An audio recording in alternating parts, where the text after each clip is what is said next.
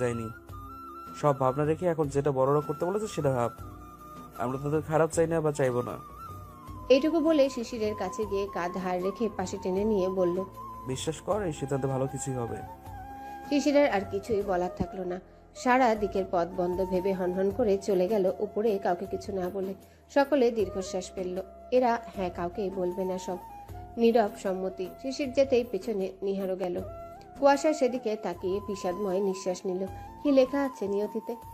শিশির ঘরে এসে দরজায় দিল এক লাথি, এরপর খাটের পায়াতে দিল একটা, দিয়ে বসলো ধারাম করে। রাগের শরীরটা খুব কাঁপছে। এভাবে সকলে জোর করে একা একা এই সিদ্ধান্ত করে নিল। কি করে নেবে এত বড় দায়িত্ব সে? ওই অপছন্দের মেয়েটার সাথে কখনো বনিবনা হবে তার? শান্তিমতো সংসার কি আর করা হবে? তার থেকে বড় কথা একটা বিয়ের বন্ধনের জন্য লাগে ভালোবাসা, সেটাই তো নেই। মনের মিল কি কখনো হবে? নাকি ভালোবাসাটাই কখনো সম্ভব হবে? ওর সাথে তো সব সময় সবকিছু নিয়ে ঝগড়া বাঁধে।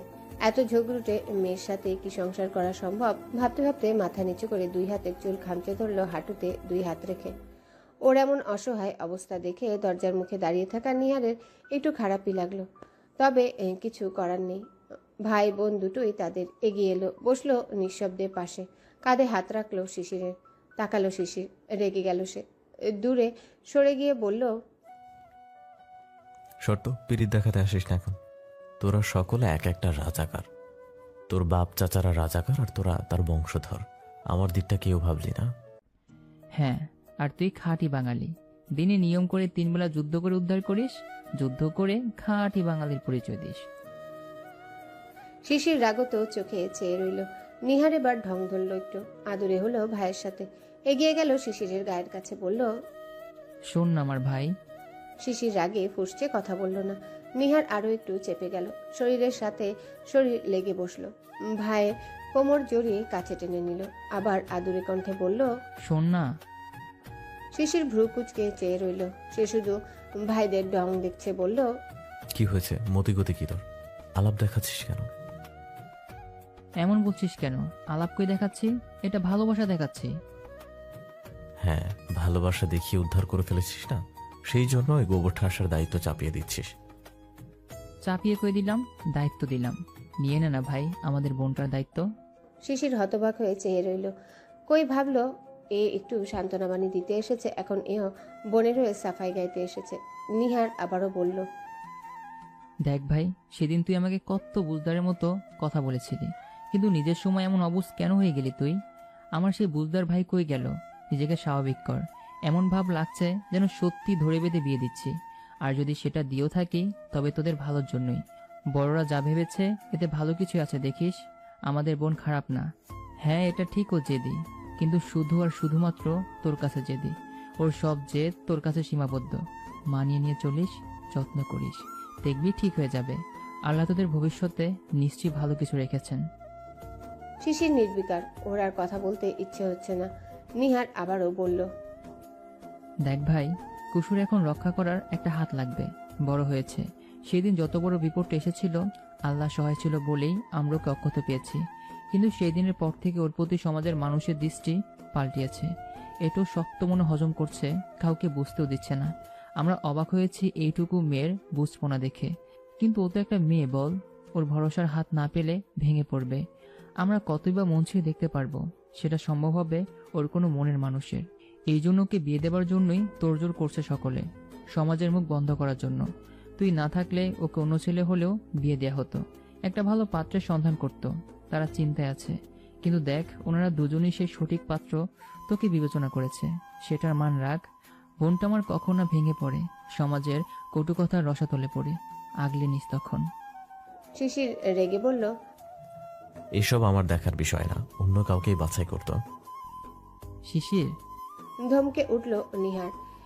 এতটাই অবুঝ এ কি করে হলো আজ? শিশির ধমক খেয়ে নিজের ভুল বুঝতে পারলো। এবার খারাপ লাগলো নিজেরই। রাগ ফেলে ভাইয়ের কাঁধে মাথা রাখলো, অসহায় সরল কণ্ঠে বলল, ওভাবে বলতে চাইনি আমি, কিন্তু ওর সাথে আমার মনের মিল কি করে হবে? কখনো কি মনের মানুষ হতে পারবো? ইনশাআল্লাহ হতে পারবি। শিশির উত্তর করলো না। নিহার ভাইয়ের মাথায় হাত রেখে বলল, আমাদের সকলের দোয়া তোদের উপর আছে, থাকবে সবসময়। এতগুলো মানুষের দোয়া বিফলে যাবে না, দেখিস সুখী হবি তোরা। শিশির চুপ করে শুধু শুনলো, রাগ করলো না। বাবা, ছেলের কথায় জাকির মালিথা তাকালেন দরজার দিকে। তিনি ছেলেকে ডেকে পাঠিয়েছিলেন, ডাকলেন। চুপচাপ গিয়ে বসলো শিশির খাবারের পাশে।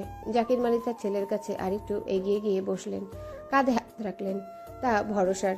শিশির নির্বিকার। তিনি মুচকি এসে বললেন, আমি জানি আমার ছেলে বুঝদার, দায়িত্ব নিতে জানে এবং তাতে কাপান্ন করবে না। আমার মৃত ভাইয়ের মেয়েটার দায়িত্ব দিচ্ছি আমার ছেলেকে, নিশ্চয় সেটা এড়িয়ে যাবে না। জানি সঠিক এবং শক্ত হাতে তা পালন করবে। আমি বড় মুখ করে মেয়েটার দায়িত্ব দিচ্ছি, কখনো অবহেলা করো না। ভালোবেসে আগলে রাখো, যত্ন করে সম্মান করো।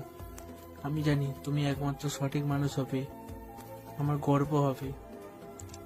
আর একান্তই যদি ভালোবাসতে না পারো তো কখনো দায়িত্ব এড়িয়ে গিয়ে অবহেলা, অযত্ন, অসম্মান করো না মেয়েটাকে। আমার মৃত ছোট ভাইয়ের আমানত সে আমানত আমরা এত বছর আগলে রেখেছি, এখন তোমার হাতে তুলে দিচ্ছি। শক্ত হাতে বেঁধে রাখো, আগলে রেখো। আমি জানি তুমি পারবে। বিয়ের জন্য এত জলদি তোড়জোড় করতাম না। সমাজ বড্ড অবুঝ জানো তো। আমাদের ছোট্ট মেয়েটাকে কখন ভেঙে গুড়িয়ে দেবে। ও শক্ত হয়ে আসে বলে টের পাচ্ছি না, কিন্তু ভেতরে ঠিকই মন ভাঙছে ওর। তুমি ওর রক্ষা কবচ হবে। কতটুকু বাক্য থেকে রক্ষা করবে। একটা মেয়ের স্বামীর জোর অনেক বড় একটা জোর, সেটা আমি বুঝি এখন, তুমিও বুঝবে। সময় নিয়ে সব ঠিক করে ফেলো, ইনশাল্লাহ আমাদের পাশে পাবে। আমার বাবা। শিশির বাবার মুখের দিকে চেয়ে শুধু শুনেই গেল। এতগুলো মানুষের এত এত বোঝানো কথা তার মাথায় এলোমেলো করে দিয়েছে। সকলের ভরসা তার উপরই একমাত্র। সকলেই কুয়াশার জন্য তাকে সঠিক মনে করেছে। সত্যি কি সঠিক সে মেয়েটার জন্যে? দেখতে দেখতে সেই ক্ষণ চলে এলো। হাজার ইতিউতি করেও শিশির কুয়াশা লাভ হয়নি। তাদের হাত পা মুখ বড় রাগ কথার জাল দিয়ে বেঁধে ফেলেছে। সব মুখ বুঝে এখন মানতে হচ্ছে। বড়দের ভালোবাসা, স্নেহ, আদর, কৃতজ্ঞতা সব স্বীকার করে দুজনেই বিয়ের পিড়িতে বসতেই চলেছে। বিয়ের সিদ্ধান্তটাও বড়দের উপর ছেড়ে দিয়েছে। এখন শুধু ভবিষ্যৎ দেখার পালা তাদের। দেখা যাক তাদের ভবিষ্যতের জল কত দূর গড়ায়। দুপুর 3টা। একদম নিরিবিলি সব আয়োজন, কোনো শোরগোল নেই। আত্মীয় বলতে জাকিয়া বেগম তার 2 ভাই এবং শুধু বোনের স্বামীকে ডেকেছে, সাথে শশীকে আনতে বলেছেন। আর আম্বিয়া ভাই আমিনুল হক এবং বৃষ্টির বাবাকে শুধু ডাকা হয়েছে।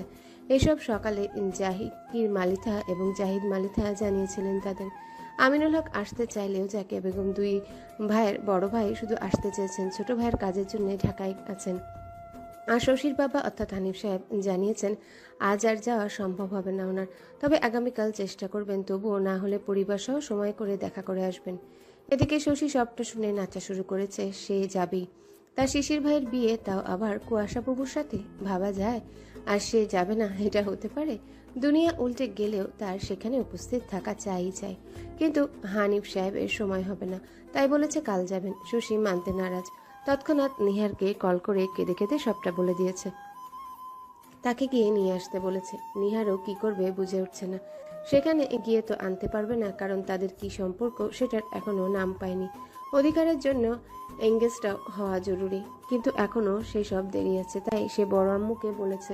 জাকিয়া সব শুনে মিহিরের সাথে শশীকে পাঠাতে বলেছেন। 2 ভাই বোনই আসুক না হয়, তবে হানিফ সাহেব আসতে দিতে চাইলেও রাত থাকতে মানা করেছেন। শশী মেনে নিয়েছেন। সেসব পরের বিষয়, আগে যেতে হবে তার। সে খুবই উত্তেজিত। কুয়াশার বান্ধবী হিসেবে ঈশা স্মৃতিকে ডাকা হয়েছে। বান্ধবীর জীবনে বড় সময়টাতে না হয় পাশে থাকলো তারা। নিহার রিজভিকে বলেছে আসতে। এসব কিছু শিশির বা কুয়াশা কেউই বলেনি, সবটা বাড়ির মানুষই করেছেন। তারা রাগে দুঃখে কাউকে কিছু জানাতেও নারাজ। কেনাকাটা কিছুই করা হয়নি, মূলত করতেও চায়নি কেউ। সেসব কিনে পড়াতে গিয়ে যদি আবার হিতে বিপরীত হয় তখন আবার বিপদ। এছাড়া শুক্রবার মার্কেটের অনেক দোকান বন্ধ, তাই আর সেসব দিকে আগায়নি কেউ। আগে ভালোই বিয়েটা হয়ে যাক, এরপর সব কিছুতেই জোর খাটানো যাবে, এসব ভেবে নীরব আয়োজন করেছে। শুধু কাজীকে ডাকা হয়েছে। বসার ঘরে বসে আছে বড়রার সাথে কাজী। সকলে জুম্মার নামাজ পড়ে এসে আয়োজনে কাজে লেগেছে। শিশিরকে সাথে করে নামাজ পড়ে এসেছে। কিছুক্ষণ পর তুষার, তুহিন, নিহার, হিমেল, রিজভি, মিহির পাত্র অর্থাৎ শিশিরকে নিয়ে একসাথে সকলে নেমে এলো। শিশিরের পরনে সাদা পাঞ্জাবি ও পাজামা, সিম্পল একদম বাড়িতে থাকা পাঞ্জাবি পরেছে সে, যেটা পরে জুম্মার নামাজে গিয়েছিল সে। শিশিরকে সাথে করে বসলো সব ভাই। শিশির নির্বিকার, তার সবকিছুতেই এখন বিরক্ত বোধ হচ্ছে। নীরবে যে যা বলছে করছে, ভেতরে রাগকেও সংবরণ করে রেখেছে। উপস্থিত বাবা চাচুরা দেখে মুচকি হাসলো। ছেলে তাদের মাশাল্লাহ, এই সামান্য সাদা পাঞ্জাবিতে কি সুন্দর স্নিগ্ধ লাগছে। শুভ্রতায় ছেয়ে গেছে মুখখানি, যদিও বিরক্তির ভাঁজ কপালে দৃশ্যমান, তবুও অন্তর জুড়ানো সুদর্শন সে। এদিকে কুয়াশাকে কেউ শাড়ি পরার কথা বলতে পারেনি। এমনিতেই যেদি তখন যদি আবারও বেঁকে বসে বিপদ হবে। সে একটা লাল সাদা মিশেলের কটন সুতির থ্রিপিস পরেছে, নিজের মন মতো করে তৈরি হয়েছে, একদম সাদামাটা। মুখে স্নো ছাড়া কোনো প্রসাধনী নেই। কানে সিম্পল সোনার দুল, গলায় চেন, আর বাম হাতে সোনার একটা ব্রেসলেট ও আংটি পরেছে। ব্রেসলেটটা তুষার তাকে গিফট করেছিল, আংটিটা তুহিন জবের প্রথম স্যালারি পেয়ে গিফট করেছিল। দুল, চেন ওর দাদা দাদি থাকতে ওনারা দিয়েছিলেন। ভারী গহনা এখনো তাকে দেয়া হয়নি, হালকা ভেজা চুল ছেড়ে দেয়া। বৃষ্টি ইয়াসমিনকে শাশুড়িরা বলেছে কোনো রান্না করতে, ওর যেমন ভালো লাগে তৈরি হোক, বিয়েটা আগে হয়ে নিক, তারপর সবকিছু বলবে এবং করবে। তাই বৃষ্টিরাও আর জোরাজুরি করেনি। ঘরে তারা কুয়াশার সাথে বসে। জোহরের নামাজ সহ নফল নামাজ আদায় করতে বলা হয়েছিল। নামাজ পড়ে রেডি হয়েছে সে। শশী সহ স্মৃতি, ঈশাও এসেছে দুপুর 2টোর দিকে। শশী বলল, বুবু শাড়ি পরবে না? বিয়ে তোমার, শাড়ি না পরলে কি কি করে হবে বলো তো? বৃষ্টি শুনে চোখের ইশারায় থামতে বলল শশীকে। শশী তা বুঝল না। কুয়াশার কাটকাট জবাব, এই বিয়েই না করতে পারলে বাঁচি, সেখানে আবার ঢং করে শাড়ি পরবো? শশী কিছু বলতে যাবে, সেই সময় আজমিরা, জাকিয়া, আম্বিয়া এলেন। মেয়েকে দেখে তিনজা মুচকি হাসলেন। জাকিয়া এসে কুয়াশার ডান হাত তুলে কনিষ্ঠ আঙ্গুলে হালকা কামড় দিয়ে বললেন, নজর না লাগুক আমার পাখি, কি সুন্দর লাগছে এই সামান্যতে, মাশাল্লাহ। তারপর কিছু একটা দেখলেন খুঁটিয়ে, এরপর বললেন, তোর তো এখনো নাক ফুটো করা হয়নি রে মা। ইস, এটা কখনো বলা হয়নি। কুয়াশা ভ্রু কুচকে তাকালো। আম্বিয়া চুপ থাকতে বললেন, যাকে কুয়াশা প্রশ্ন করলো, নাক ফুটো করতে হবে কেন? আমার ওসব ভালো লাগে না, তাই করিনি। আজমিরাও আর কিছু বলতে দিলেন না। এটা নিয়েও পরে বলা যাবে, আগে কবুল বলা অবধি যাক, সব আপনা আপনি হবে। এর মাঝে হিম এসে জানালো নিচে ডাকা হচ্ছে। কথাটা শুনে কুয়াশা বুকে বাড়ি দিল। তার জীবনের রং পাল্টানোর দিন আজ। আর কিছুক্ষণের মাঝেই সব থেকে অপছন্দের ছেলেটা তার জীবন সঙ্গী হবে। সরল চোখে মায়ের দিকে চাইল। আজমিরা মেয়ের দিকে হাসি হাসি মুখে চাইল, চোখে পানি টলমল করছে, কখন স্রোতের ধারার মতো বেয়ে পড়বে। কিন্তু মেয়ের সামনে তিনি নরম হবেন না, শক্ত থাকতে হবে। মেয়েটার জীবনের অমূল্য সময় এটা। বাবা বিহীন বড় করেছেন, আজ তিনি থাকলে দিনটা আরো রঙিন হতো। সব ভেবে মেয়ের কাছে গিয়ে কপালে চুমু আঁকলেন। ডান হাতটা শক্ত হাতে ধরে হাসি মুখে বললেন, চলো। মায়ের কথায় অভিমানে সিক্ত হলো মন। অভিমান নিয়ে উঠে দাঁড়ালো। হাত পা কাঁপছে কেন তার, অদ্ভুতভাবে শরীরও কাঁপছে, অন্তর কাঁপছে। মনে হচ্ছে এই পথটুকু শেষ করে কাঙ্ক্ষিত জায়গায় আর পৌঁছাতে পারবে না। সেটা বোধহয় বুঝলো সকলে। জাকিয়া, আম্বিয়া সাপোর্ট হয়ে শক্ত হাতে হাত ধরলেন মেয়ের। তাকালো মা চাচিদের দিকে। তারা চোখের ইশারায় আশ্বাস দিলেন, অর্থাৎ ইনশাআল্লাহ সব ভালো হবে মা, জীবন সুন্দর। বৃষ্টি ইয়াসমিন পাশে এসে দাঁড়িয়ে দুজনাই বলল, কুয়াশা সোনা, বিশ্বাস কর, জীবনের রং সুন্দর। ঈশা, স্মৃতি, শশী এসে হেসে বলল, নতুন জীবনের জন্য পা বাড়াও উঠবি মিসেস শিশির, কুয়াশা, মিথিলা। পুরো অন্তর কায়া কেঁপে উঠল এক লহমায়। বিদ্যুৎ সঞ্চার ঘটল সম্বোধনটা কানে পৌঁছাতে। শরীরের লোমগুলো তৎক্ষণাৎ খাড়া হয়ে কাটার ন্যায় বিঁধল। শিরশির করছে পা থেকে মাথা অবধি। গালে রঙিন আভার ও সঞ্চার ঘটল বোধহয়। চোখ বুজে এলো, কান গরম হয়ে উঠল। শক্ত হাতে মা এবং হবু শাশুড়ির হাত ধরল। এবার চোখ খুলল। দরজার সামনে থেকে হিম এসে বোনকে জড়িয়ে ধরল, কানের কাছে মুখ নিয়ে আস্তে করে বলল, অভিনন্দন বুবু, আমাদের সম্পর্ক 2 রকম হতে যাচ্ছে। কুয়াশা এত এত কথা আর গিলতে পারছে না। এদের সাথে থাকলে নিজেকে কখনো হারিয়ে ফেলবে এত এত কথার ভিড়ে। তাই হিম ছাড়তেই সে কাপা কাপা পায়ে এক পা বাড়ালো। সকলে সঙ্গ দিয়ে কাঙ্ক্ষিত জায়গার উদ্দেশ্যে হাঁটা ধরল। সিঁড়ি দিয়ে নামছে সকলে কুয়াশাকে নিয়ে। ঘুরে তাকালো সেদিকে বসে থাকা সকলে, শুধু শিশির বাদে। তার নজর ফ্লোরে বসে থাকা চাচুরা ভাইরা মুচকি হাসলেন। তাদের ইচ্ছের পূরণ হতে চলেছে ভাবনার মাঝে সেখানে পৌঁছালো কনেপক্ষগণ। মেয়েকে বসিয়ে দিল মায়েরা শিশিরের সামনে সোফায় একদম মুখোমুখি। বসানোর পর উপস্থিত প্রতিটা সদস্য একবার শিশিরের দিকে তাকালো, তো একবার কুয়াশার দেখে নিয়ে সকলে মনে মনে আওড়ালো মাশাল্লাহ। কুয়াশার মাথার ওড়নাটা টেনে নিল একবার। সামনে সে এখনো তাকায়নি। কেন তাকায়নি বোঝা গেল না। অভিমানে, রাগে, নাকি লজ্জায় বোঝা গেল না। শিশিরও নির্বিকার, তারও তাকাতে ইচ্ছে করছে না। গোবরটাকে আবার নতুন করে দেখার কি আছে? কিন্তু সত্যি কি দেখার কিছুই নেই? এটা ভুল। তারই একমাত্র দেখার জিনিস হবে সে একটু পর থেকে। এখন না দেখলে কি? সারা জীবন তাকে দেখার দায়িত্ব নিতে হবে। ভাবনার মাঝে কাজী সাহেব জিজ্ঞাসা করলেন বিয়ের কাজকর্ম শুরু করবেন কিনা। কথাটা কানে যেতে আবার ধুকপুকানি বেড়ে গেল। এবার দুজনেরই বাড়ল। শিশির এবার কি ভেবে যেন তরাক দৃষ্টি তুলে কুয়াশার পানে তাকালো। তাকিয়ে দেখে একটা সদ্য ফোটা ফুল দেখতে পেল। তবে অনুভূতি প্রকাশ করার মতো কোনো ভাষা তার শব্দ ভাণ্ডারে পেল না নাকি পেতে চাইল না বোঝা গেল না। চোখ নামিয়ে নিল আবার। যে মেয়েকে বোন বলে স্বীকার করতেই কষ্ট হতো, আছে ভাগ্যের লীলাময় খেলায় এক লহময় বউ হতে চলল। ওপরওয়ালার কি ভবিতব্য ভাবা যায়? জাকির মালি তার সম্মতি দিলে কাজে বিয়ে গুরুত্বপূর্ণ কাজ ও কথা সেরে শিশিরের উদ্দেশ্যে কবুল বলতে বললেন। মাথাটা আবার তৎক্ষণাৎ ঝিমঝিম করে উঠল। ছেলে হয়েও যেরকম অবস্থা হচ্ছে এই মুহূর্তে, তাহলে কুয়াশার কি হচ্ছে? বুক কাঁপছে তার, শরীরে ঘাম উঠছে, সাদা পাঞ্জাবির উপর তা দৃশ্যমান হচ্ছে। ভাইরা চাচুরা বুঝলো। তুহিন, তুষার, নিহার, রিজভি চারজন কাঁধে এবং বাহুতে হাত রাখলো, আশ্বাসের হাত। শিশির চোখ বন্ধ করলো তৎক্ষণাৎ। চোখ খুলে কুয়াশার মুখ পানে গভীর প্রগাঢ় দৃষ্টি দিল একবার। কুয়াশার নজর নিচে। এরপর দীর্ঘ একটা নিঃশ্বাস টেনে তিনি কবুল বলে দিল। কুয়াশার কানে যেতেই কান ঝাঁঝা করে উঠল। শরীর পুরো ঝাঁকিয়ে তুলল তিন কবুলের গুলিগুলো। চোখে পানি এসে গেল। এবার কুয়াশার দিকে নজর দিল সকলে। সে নিচে তাকিয়ে ওনার মাথা চেপে ধরে আছে শক্ত হাতে। কাজী সাহেব আবারও একইভাবে প্রয়োজনীয় কথা সারলেন। শেষ করে কুয়াশাকেও একইভাবে কবুল বলার নির্দেশ দিলেন। কুয়াশার হাত পা থরথর করে কাঁপছে, কান্না পাচ্ছে। এই কঠিন সময়ে কি সকল মেয়েরই এমন হয়? হয় বোধ হয়। নয়তো তার কেন এমন লাগছে? নাকি তারই শুধু এমন হচ্ছে? হাত পা ঘেমে উঠেছে, ঠান্ডা হয়ে গেছে হাত পা। নিজেকে খুব অসহায় লাগছে। এ কি কঠিন যুদ্ধ! সারা জীবনের জন্য এই বিয়ে নামক কঠিন যুদ্ধ তার সঙ্গী হতে চলেছে। সে কি পারবে প্রতিক্ষণে প্রতি পলে যেতে যেতে? সাপোর্ট হিসেবে কি পাবে এই সামনে থাকা মানুষটাকে? কুয়াশার কাঁপাকাঁপি টের পেয়ে জাকিয়া, আজমিরা দুই পাশে এসে দাঁড়ালেন, কাঁধে হাত রাখলেন। আম্বিয়া, বৃষ্টি, ইয়াসমিন পেছন থেকে হাত দিয়ে আশ্বাস দিল।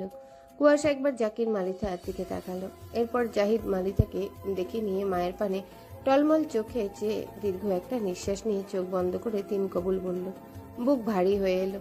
বহুত কাঁদতে ইচ্ছা করছে, অসহায় লাগছে শুধু। আল্লাহকে ডেকে বলল মনে মনে, আল্লাহ সহায় হন আমার।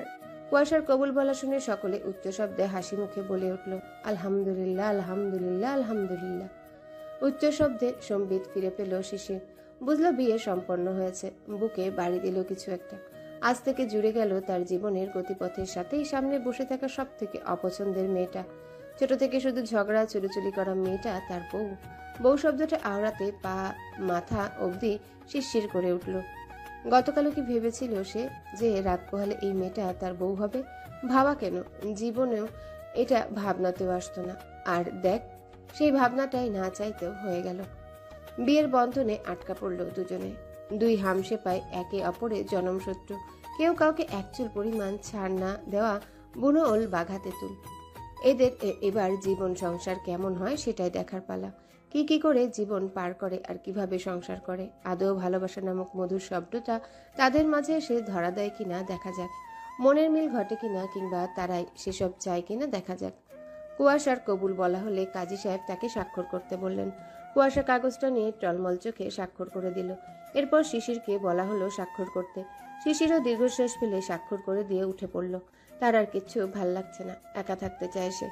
বাড়ির লোকের কার্যসিদ্ধি হয়ে গেছে, এখানে তার আর কাজ নেই। বুক ভারী হয়ে এসেছে। সকলের দিকে একবার তাকিয়ে বলল, আমি রুমে যাচ্ছি। কেউ আর আটকালো না। সকলে বুঝলো তার মনের অবস্থা, দিল সময় কাটাতে একা। কিছুক্ষণ একা সময় কাটাক, আস্তে আস্তে সব ঠিক হয়ে যাবে। এটা সত্যি যে কঠিন, মনের বিরুদ্ধে বিয়ে করা। অনেক সময় পরিবার নামক মানুষগুলো সেই বিরুদ্ধে গিয়ে কাজটা করাতে বাধ্য করে। সেটাই হয়ে গেল শিশির কুয়াশার সাথে। এখন তাদের মানিয়ে নেওয়া ও মেনে চলা ছাড়া উপায় নেই, সব ভবিষ্যতের উপর। শিশির কথাটা বলে হনহন করে উপরে চলে গেল। শিশির সিঁড়ি পর্যন্ত যেতেই কান্নার আওয়াজ পেল। তৎক্ষণাৎ পা থেমে গেল। কুয়াশার কান্নার আওয়াজ, সেও কেঁদে দিয়েছে। হাওমাও করে মায়ের পেট জড়িয়ে ধরে মুখ গুজে। কান্নাটা আর আটকাতে পারল না, আরই পারল না শিশিরকেও একই ব্যবহার করতে দেখে। তার কি ভালোবাসা আদৌ জুটবে কপালে, নাকি সবই দায়িত্ববোধ পালন করবে শিশির? শিশির আর এক পলও দাঁড়ালো না, বড় বড় পা ফেলে চলে গেল ঘরের দিকে। সময় লাগবে তার। সন্ধ্যা হয়ে এসেছে। বিয়ের পর কিছু খাওয়া দাওয়ার ব্যবস্থা করা হয়েছিল, সেসব পাট চুকিয়ে জাকিয়া বেগমের ভাই আমিনুল হক, বৃষ্টির বাবা সহ ঈশাও চলে গেছে একটু আগে। ঈশাকে আর রাখেননি আমিনুল হক। এখন রয়েছে রিজভি, স্মৃতি, শশী, মিহির। শশীরাও চলে যাবে বলেছিল, কিন্তু নিহার যেতে দেয়নি। এছাড়া জাকিয়াও আটকে দিয়েছেন। কুয়াশা কান্নাকাটি করে নিজের ঘরে চলে গেছিল তখনই। সেখানে ঘরের দরজা দিয়ে কাঁদতে কাঁদতে ঘুমিয়ে গেছে। কেউ আর ডাকেনি তাকে। এখন সন্ধ্যা হয়ে গেছে, তাই ডাকার সিদ্ধান্ত নিয়েছেন।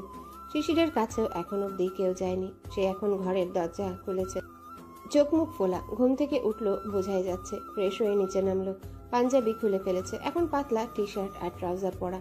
নেমে দেখলো ভাইরা সব নিচেই বসে আছে। সেও বসলো গিয়ে, সকলের নজর তার উপর। বিরক্ত হলো সে।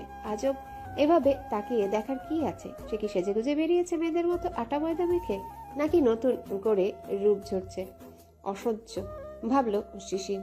সকলে তাকিয়ে খুঁটিয়ে খুঁটিয়ে দেখলো শিশিরকে। ঘুম থেকে উঠে এলো। এদের আর কি বলবে সব? এমন বিয়ে যে কারো হয় জানা ছিল না। সব থেকে ইউনিক বিয়ে বোধহয় এই বুনো ওল বাঘা তেঁতুলেরই হলো।